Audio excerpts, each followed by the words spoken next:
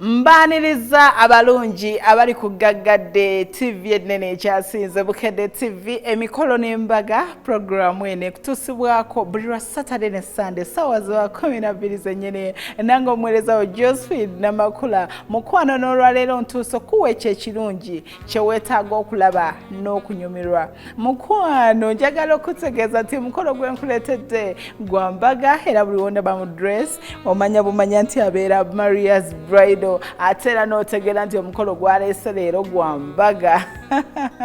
Maleetedde omukolo gw'omwami n'omukyala Twagiramungu wabula nga sinnakutwala mu details nsooka okutegeeza omukyala Nyambaza n'endabika obulungi we bate ayitibwa CEO Maria naye nga brand ya Maria's Bridal.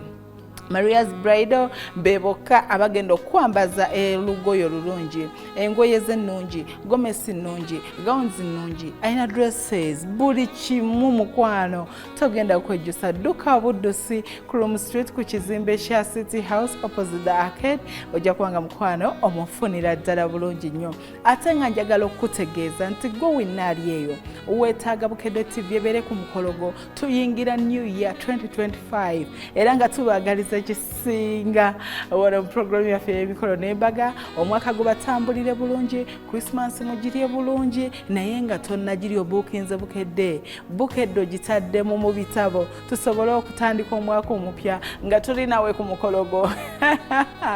Bannange tubuukinga ensonga tugijanjawaza omulungi kuba ennamba eziri wansi oba jangwa eno mu indaso eriya ku Bukedde TV obuuza abakola ku Mikolo n'Embaga straight away bagenda kubanga bakutwalayo direct. Essaawa eno nzikiriza nsooke nkutwale mu church abagole baffe abalungi omulungi the Black Beauty nannyini Face omulungi wa Joshua bannange omwami n'omukyala Twagiramungu abaafuuse ensonga kankutwala onyumirwe nga bakuba ebirayiro ebyabafuula omwami n'omukyala Batwagiramungu era nga kati wenjogerera bali mu bufumbo obutukuvu.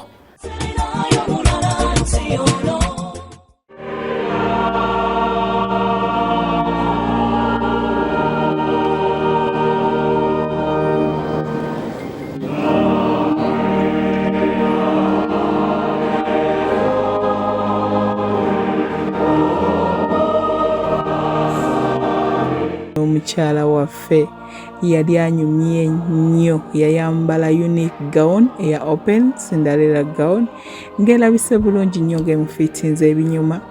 Bamaids bali mu open pink fitting dresses zaabwe era nga nabo balabikidde ddala bulungi nnyo. Are to be made in the name of God, who is judge of all and who knows all the secrets of our hearts. Therefore, if either of you knows the reason why you may not go for marriage, you must declare it now.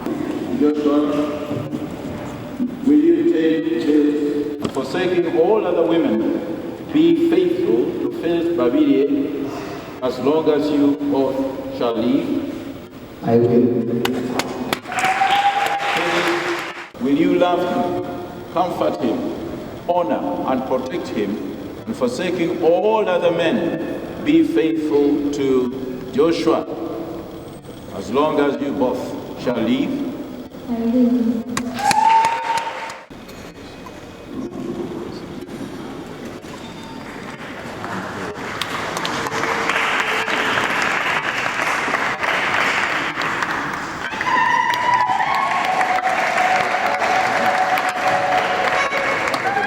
Thank you, Phillis, to be my wife, to have and to hold from this day forward, for better, for worse, for richer, for poorer, in sickness and in health, to love and to cherish till death do us part, according to God's law, and this is my solemn vow.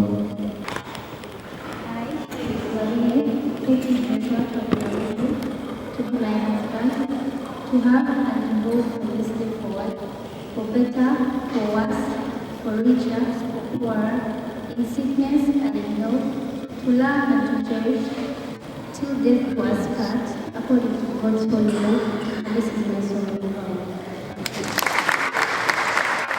Let these rings be to Joshua Twagiramungu and Phillis Babirye a symbol of unending love and faithfulness, always to remind them of the vows and covenants which they have made this day through Jesus Christ our Lord. Phillis, I give you this ring I give you this ring as a sign of our marriage. as a sign of our marriage. With my body, With my body, I honor you. I honor you. All that I am, All that I am, I give to you. I give to you. All that I have, And all that I have, I share with you. I share with you. Within the love of God, Within the love of the God, Father, the Father, the Son, the Son, and the Holy Spirit. and the Holy Spirit. Amen. Amen. I give you this ring I give you this ring as a sign of our marriage. as a sign of our marriage. With my body, I honor you. All that I am, I give you. I give to you. And all that I have, And all that I have, I share with you. I share with you. Within the love of God, Within the love of God, the Father, Son, the Son, and the Holy Spirit. and the Holy Spirit. In the presence of God and before this congregation, Joshua Twagiramungu and Phillis Babirye have given their consent and made their marriage vows to each other. They have declared their marriage by joining of hands and by giving and receiving of rings. I therefore proclaim that they are now husband and wife in the name of God Almighty, the Father, the Son, and the Holy Spirit. Amen.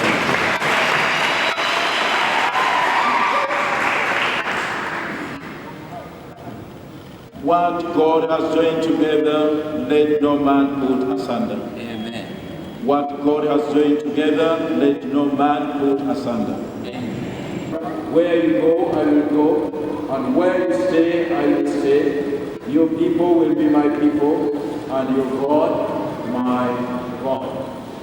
Munafu, webalidde ddala okujja era ebigambo bino oba obyogedde batubyogedde naye bye byogedde awo biragidde ddala nkyozze olwekyo tukwaniriza era Joshua musanyufu nnyo kubanga ogambye nti yeŋŋenda ogende yennaagenda era tonobe yenaabeeranga era abantu banaabanga abantu bange era katonda wange ebigambo ebyo omukyalo oyo yali abyogera ng'agamba mukazi mukulu eyali amuga nti munnange ddayo obulamu bwo obutambuze nga katonda bw'anakubeera kubanga kukyalina emyaka mingi okugenda omanyi bulungi kontekisi eyo ebigambo ebyo bwe biri naye onaga tonneegayirira okuleka ngenda naawe ate nafuwa tulaba okwerayirira nti mu bubi ne mu bulungi mu bugagga ne mu bwavu olwekyo twagala okwebaza katonda nga twaniriza munnaffe ono ngazze eriyo gyagambye nti yenaabeeranga. Congratulations, and may the good Lord bless the future you hope for. In the name of God the Father, the Son, and the Holy Spirit.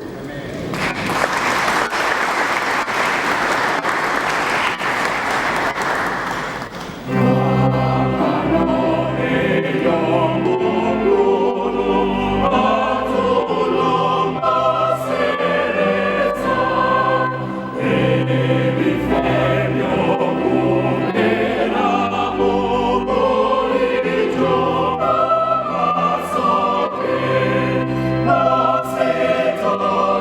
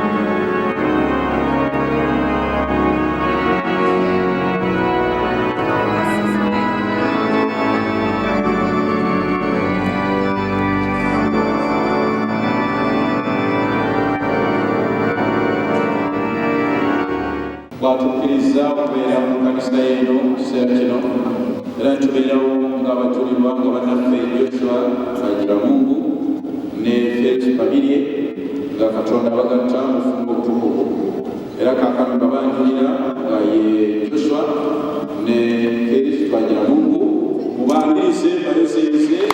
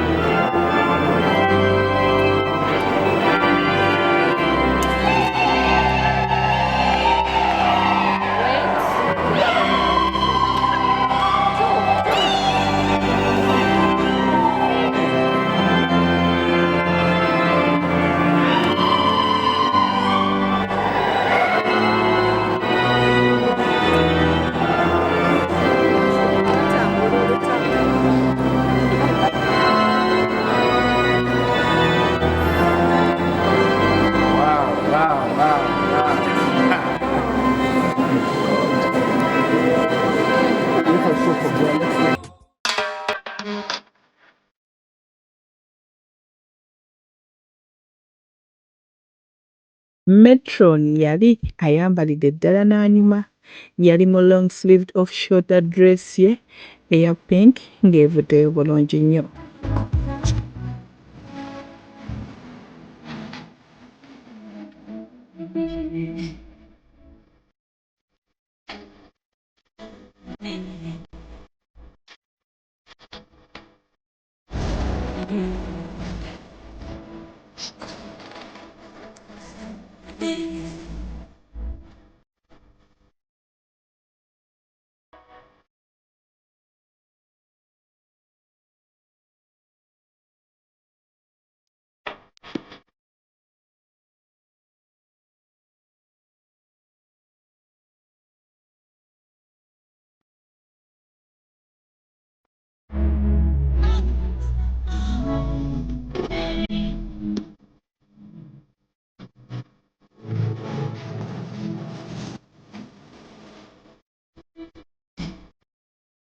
Oluvannyuma lw'abagole baffe okugattibwa, omukolo guno eno gwali gw'amaanyi ate era gwali gwa bbeeyi, baaguteekamu ssente. Justin baakozesa emmotoka ekika ekya Benz Cross Country era ng'abagole baffe abalungi mwe baatambulira.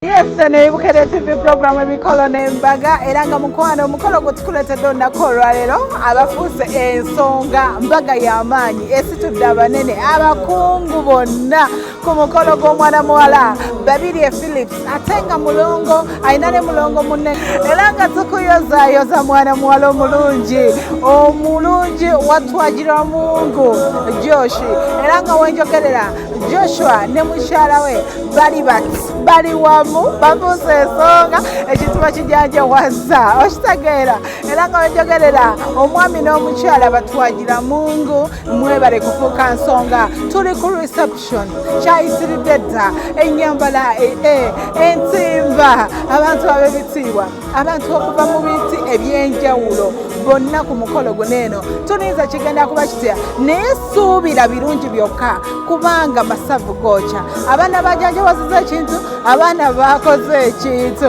eno Bukedde TV Emikolo n'Embaga kankuzeeyo olabe omukolo tugutandike mu butongole.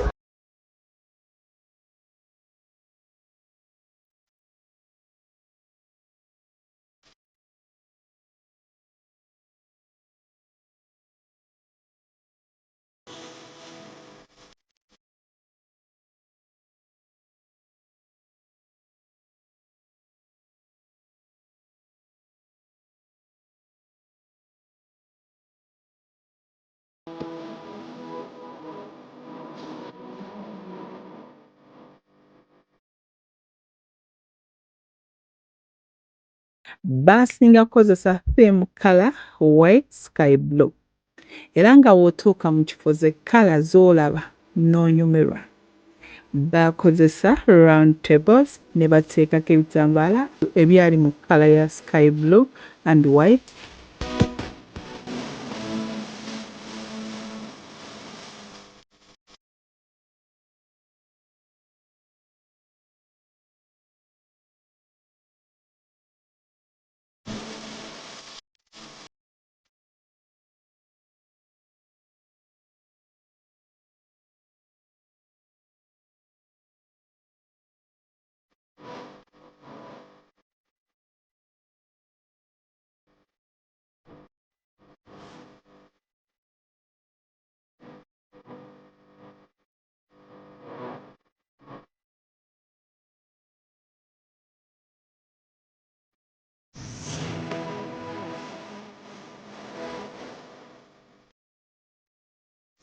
bridal area baali bagitegese bulungi nnyo era ng'etimbiddwa ebinyuma.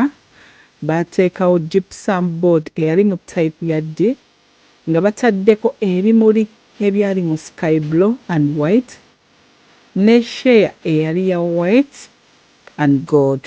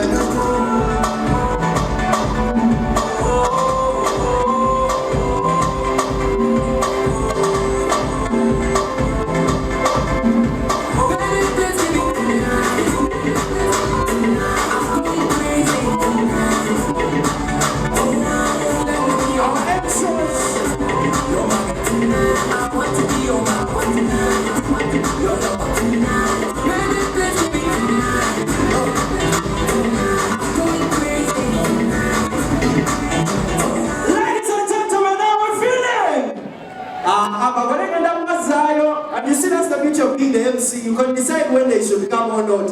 Are we feeling all right?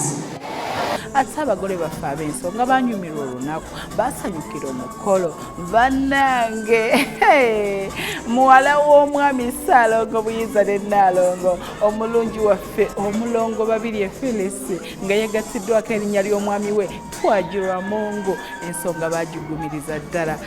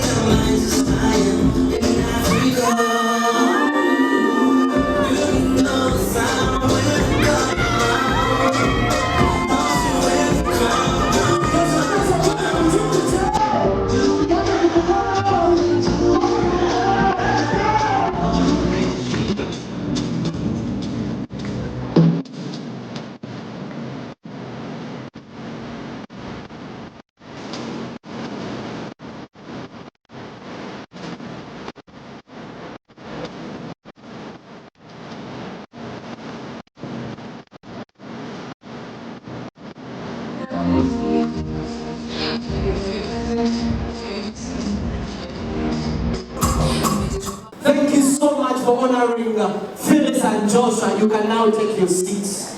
Those of you that were seated, you will eat last. Looking at me, now I know why they say the best things are free. I'm gonna love you, girl, you are so fine. Angel of mine. That's fine. How you want your holidays? Organize something. How it goes, what? You think that's a problem with being a best man? You suffer. Thank you so much. Thank you so much. Now, earlier on, I talked about the fact that this evening we are privileged to be amidst so many religious leaders, and we're going to be going through their recognitions, each and every one of them.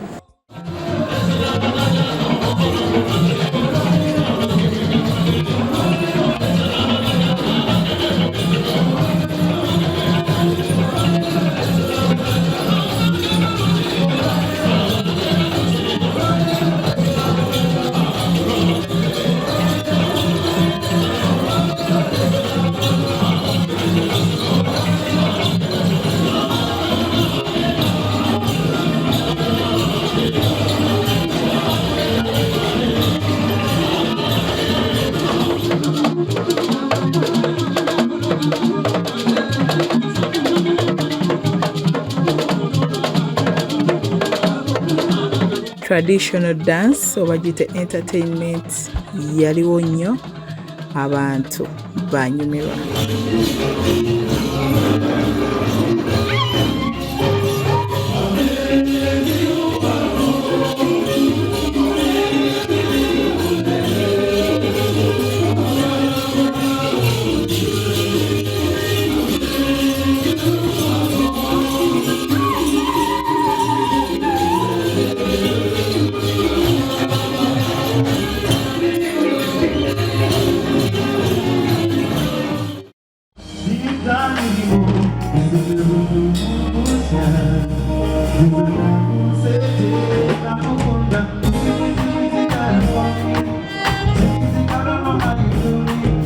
Abantu baali bafuna ebyokulya oba emmere nga bali mu kulya ng'eno live band weekubibwa.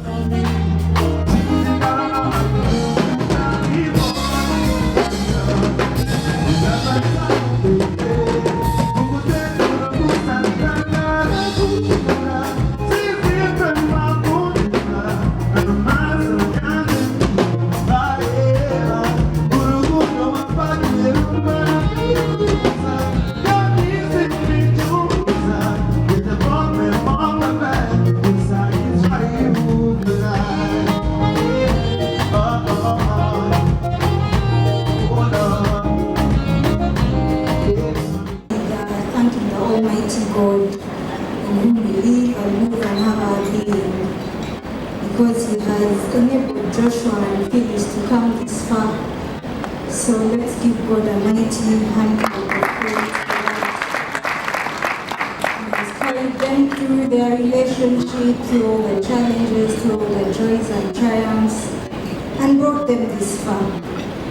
This new journey of marriage and the intimacy that you will cultivate with the Holy Spirit, He will guide you, He will teach you, He will correct you, He will help you, He will advocate for you, He will show you what to do and when to do it, He will help you love Joshua, He will help you love your new family, He will help you with each and everything. So Phillis and also Joshua, please continue cultivating and sowing a relationship with God so that He can help you.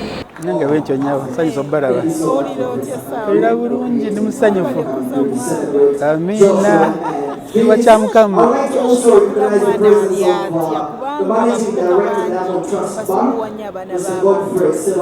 Joshua yakula nga mwana mukakamu, ndi muzadde w'abaana bataano adults naye nga Joshua wanjawulo Joshua mwana mukakamu, mwana wa mpisa ate singa omuzadde omanyi Africa netukuza abaana nga tukuba kibooko naye nzogamba sijjukira nga nkuba Joshua y'omuntu yakolanga n'ensobi nga tonagimubuuza era nakugamba that's like you are disarmed tosobola n'okola ki agambye nze nakoze ensobi nga tosobola kubako kyomukola so yakuba amukakamu muwulize ate nga bw'olabye emikwano gye nga yagala nnyo okukola emikwano ye Joshua temudipendinga ku magezi gammwe obufumbo bwammwe mwekwase Katonda ate ekikola obufumbo nga bwe bagambye kusonyowagana teri muntu mutuukirivu naye bwe baba okusoowozanya kusonyowagana nga waliwo ensobi kujja kuwangaza obufumbo bwammwe ate tewali theory nti omuntu ekyakolera ono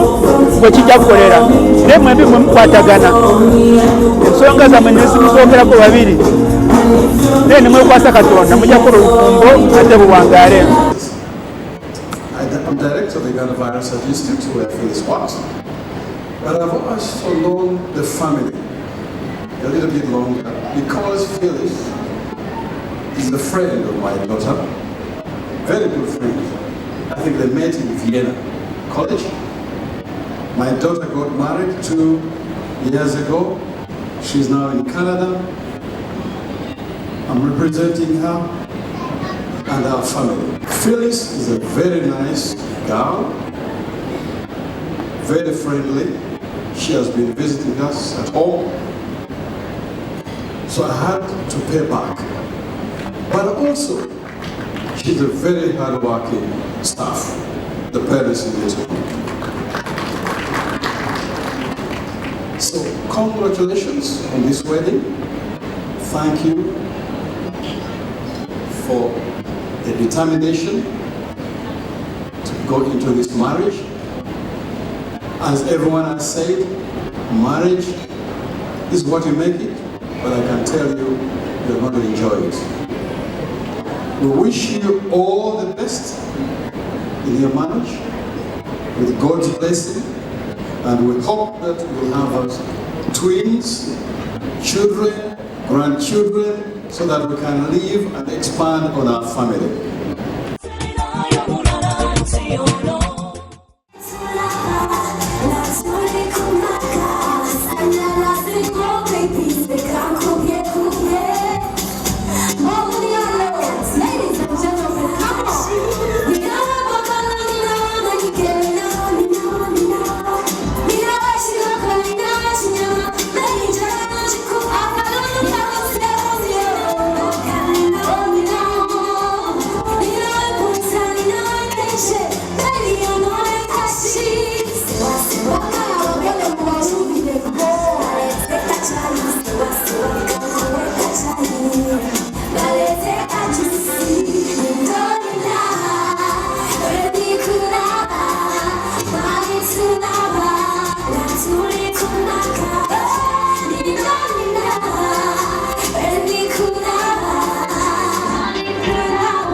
Omulundi ogwokubiri omugole waffe omulungi yayambalira ddala n'anyuma yayambala fitting open dress eyalabikira ddala obulungi ennyo.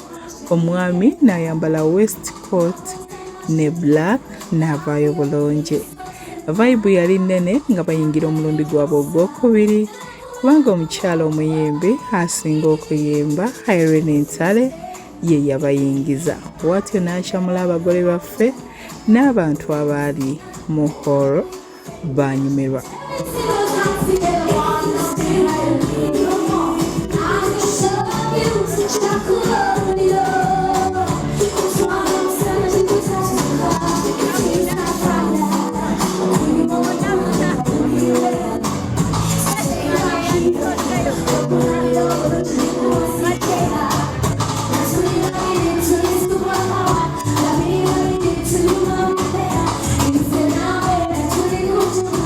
Stay with me.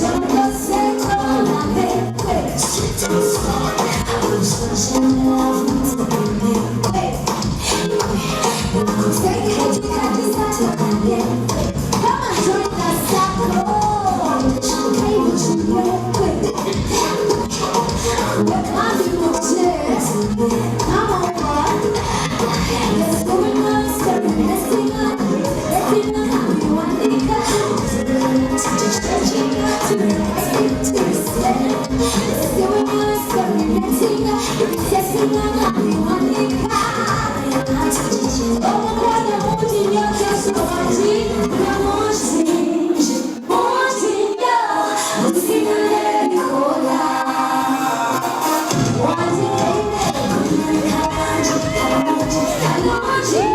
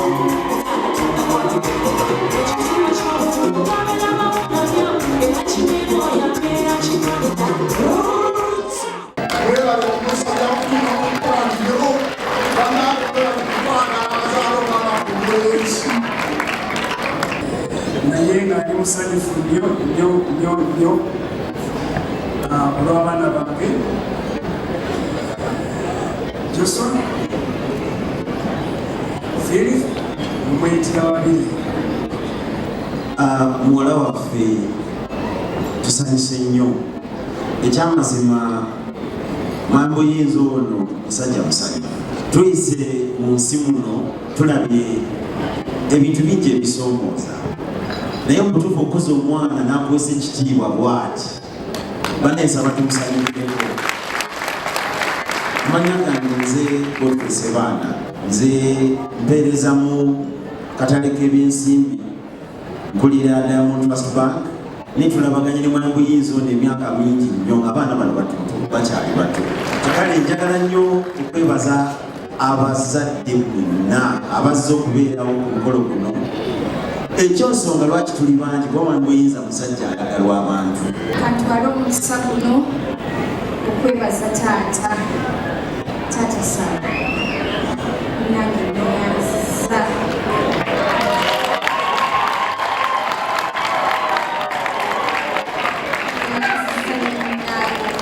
abaana onyekereke abazadde bangi babeera ne bagenda ofuka single mother nebaza Salomo nebaza Mukama eyakuuka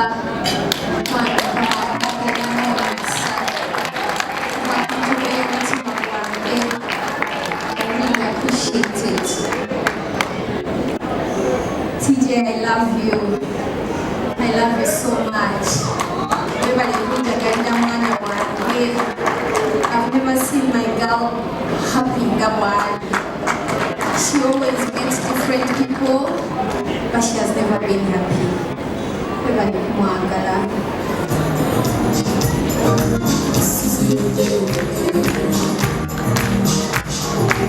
We're going to celebrate you, singing hallelujah, and singing you. Mukole ekintu kiri mu mwagalane. Joshua yagala nnyo Babirye, ne Babirye yagala nnyo Joshua. Tetumalamu okwagalana. Kati ffe abazadde Babirye bonnasengere oyagala nnyo bazadde ba Joshua nnyo ne balamuko nnyo nga bw'osobola kikumi ku kinnaaki. Omukwano gwonna gwonna mututuenzi mutwale muzadde wa Joshua ne famire ye obagalire ddala nnyo. Kakati gwe Joshua bukyuka eri yagalayo balansinga naye ate naffe twagala ennyo eno ate okusingira ddala maama okusingira ddala ani oye mukwatire ddala ng'ekyatika kati ne maama mwolina kati Babirye eri taata nga bw'omulaba buli kantu konna making sure nti Joshua katuukayo temwerabira sayidi ki ne balamumu. Nze ng'omuzadde bano abaana beetandika dda buli omu alina omulimu basobola okwekolerera kubanga naffe twekoleredde twali tetwasoma netukola netubaweerera kiki naabawa kino Babirye Joshua mami nina kyolobwe ekisingako okusoma n'omukisa so kyendeeza tetugenda obbawa tugenda bawa ekigambo kiri kimu kubasabira Katonda b'omukisa mu nsi gye bagenda okutambula nawe babeere nga buli omu mu kifo kyabwe ababiri bateekeko omuntu owokusatu omukulembeze nga ye Katonda mu bintu byabwe byonna. Bwe mulimu mutuusiza ekiseera nga munamwagadde okulimako waliwo ettaka lye nafuna engolwera zimuwaddeko yiika 10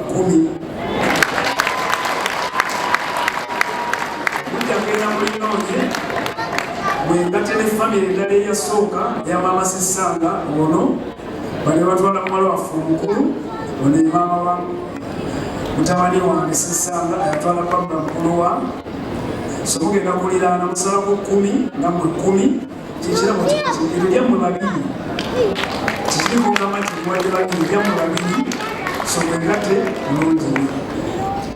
Give them love, deep, passionate love for each other. Cause them to grow in love every single day of their lives. And Father, give them the blessing of children, both male and female children. Give them prosperity. Give them a ministry in the house of the Lord. Give them favor before men. And Father, we as pastors and parents pronounce this blessing upon them in the name of the Father, the Son, and the Holy Spirit. And everybody has said, Amen.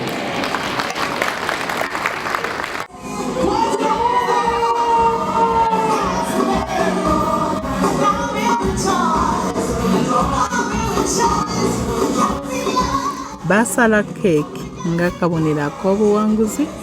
Keeki yali ekoleddwa mu kkala ya white era nga yali ya madaala 4.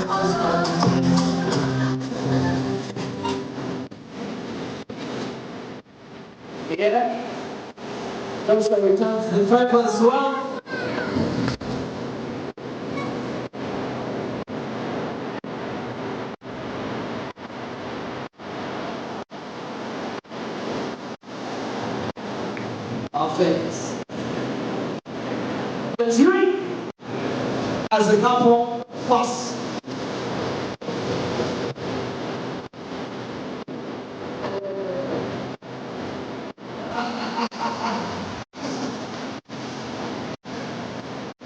Tubagaliza ekisinga mu pulogulaamu y'emikolo n'embaga omukyala Phillis Babirye n'omwami we Joshua. Mwebale kwesiga Bukedde TV, tubagala nnyo katubagaliza ekisinga.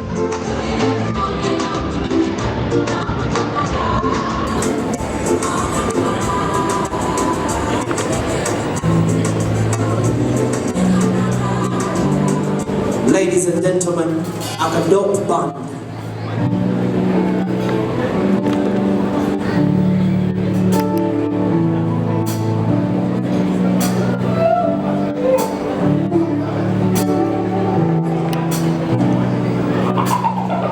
Salome Buyinza, thank you so much for having us.